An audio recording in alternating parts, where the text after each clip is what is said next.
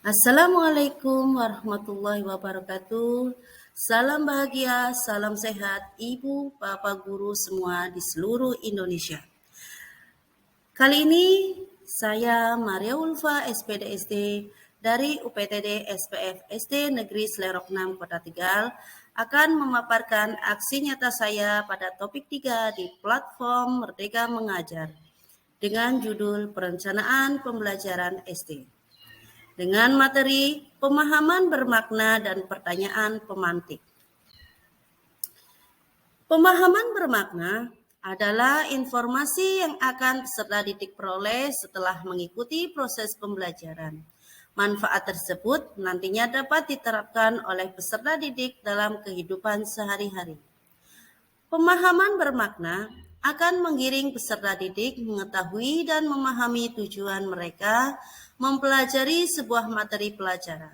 Dengan mengerti tujuan tersebut, maka motivasi intrinsik peserta didik pun akan tumbuh. Bagaimana langkah-langkah pembelajaran bermakna? 1. Menentukan tujuan pembelajaran. 2. Melakukan identifikasi karakteristik siswa dari kemampuan awal, motivasi, gaya belajar, dan sebagainya. 3. Memilih materi pelajaran sesuai karakteristik siswa dan mengaturnya dalam bentuk konsep-konsep inti. Bagaimana cara menentukan tujuan pembelajaran? 1. Apakah pembelajaran ini kontekstual dengan kondisi lingkungan sekitar? Apakah tujuan pembelajaran sudah sesuai dengan kebutuhan dan tahapan belajar siswa? Berikutnya, melakukan identifikasi karakteristik siswa. Yang pertama, amati siswa selama proses belajar mengajar. Kenali jenis temperamen siswa. Cobalah masuk ke dunia siswa. Kita jadi teman untuk siswa. Lakukan pendekatan psikologis. Jadilah sahabat bagi siswa. Memahami lingkungan di sekitar siswa. Yang terakhir, diskusikan dengan orang tua siswa. Memilih materi pelajaran sesuai dengan karakteristik siswa. Pertama, kriteria tujuan instruksional. Materi pelajaran supaya terjabar, relevan dengan kebutuhan siswa, kesesuaian dengan kondisi masyarakat, materi pelajaran mengandung segi-segi etik, materi pelajaran bersumber dari sumber yang baku, pribadi yang ahli, dan masyarakat. Sekarang kita masuk ke pertanyaan pemantik. Pertanyaan pemantik adalah pertanyaan yang seharusnya mampu dijawab siswa setelah mereka mempelajari materi ajar. Pertanyaan yang diberikan berupa hal yang paling penting dalam suatu topik pembelajaran.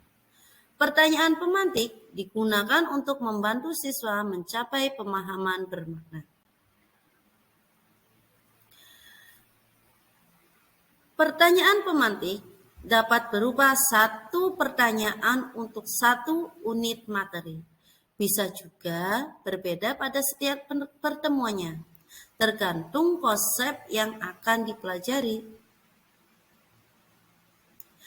Contoh, kita contohkan pada mata pelajaran IPAS di fase B, kelas 4, kurikulum merdeka, pada materi bagian tumbuhan dan fungsinya. Tahap 1, menuliskan semua ide yang terlintas dalam pikiran terkait topik pembelajaran. Contoh, mengapa tanaman bisa berdiri tegak? Dari mana tanaman mendapat makanan untuk bertahan hidup? Apakah tanaman bernafas? Bagaimana cara tanaman bisa berkembang biak? Tahapan yang kedua, merumuskan pertanyaan pemantik dengan kriteria berupa pertanyaan terbuka. Dapat dan penting diperdebatkan kelas dengan siswa tanpa melakukan proses mencari tahu sebelumnya. Ini digunakan agar siswa itu lebih aktif dalam pembelajaran. Berikutnya merupakan inti dari topik pembelajaran.